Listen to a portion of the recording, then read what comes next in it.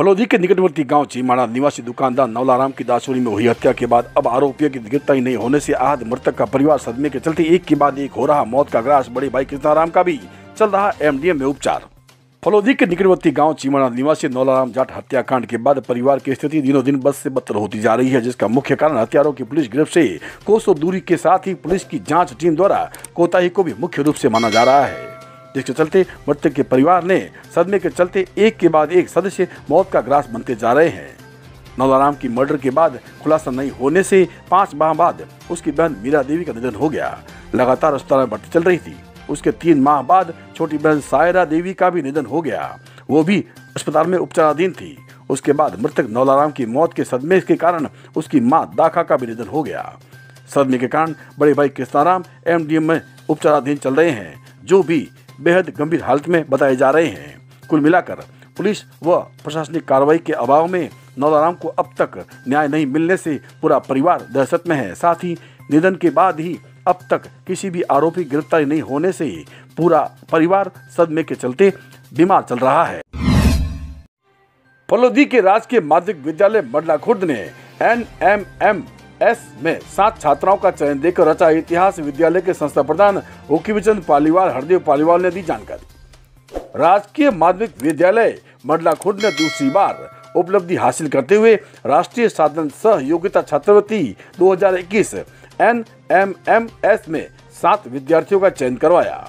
ध्यान रहे कि केंद्र सरकार द्वारा 4 वर्ष तक कक्षा 9 से 12 तक 4800 रुपए छात्रवृत्ति मिलती है। राष्ट्रीय साधन सह योग्यता छात्रवृत्ति 2021 NMMS में इस बार छात्र नरेश पुत्र सूरजमल, अनिल पुत्र गंगाराम, सीमा पुत्री मग्गाराम, फूसाराम पुत्र कुन्नाराम, विमला पुत्री साजनराम, रेखा पुत्री जेठाराम, दिनेश पुत्र ओमाराम का इस छात्रवृत्ति में अच्छी रैंक से चयन हुआ है।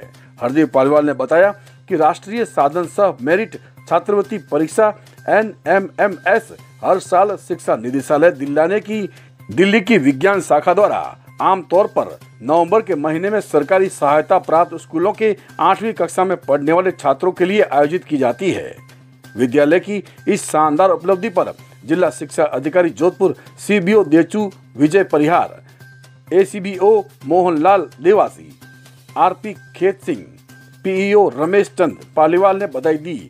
मडला खुर्द स्टाफ की भूरी प्रशंसा की।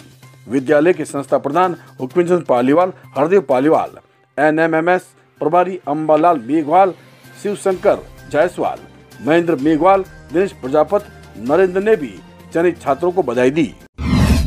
बाप के जांबा स्थित कौशल गौशाला संचालक महंत भगवान दास महाराज ने उपखंड क्षेत्र की गौशालाओं के संचालकों से अपील कर कहा कि गौशालाएं बने आत्मनिर्भर। गोबर से लकड़ी बनाने के साथ ही गोमूत्र से अर्क बनाकर बीमारियों से दिलाए छुटकारा। बाप के जांबा क्षेत्र की गौशालाओं के संचालक महंत भगवान दास समस्त गौशालाओं के संचालकों से अपील करते हुए कहा कि अपनी गौशालाओं को आत्मनिर्भर बनाकर उन्हें आगे बढ़ाने का जतन करें।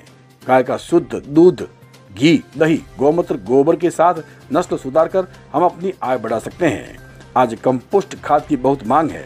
किसान जैविक खेती को तैयार है, मगर उन्हें पूरी मात्रा में खाद उपलब्ध नहीं हो रही। हम अपनी गौशालाओं के गोबर से जैविक खाद तैयार करें।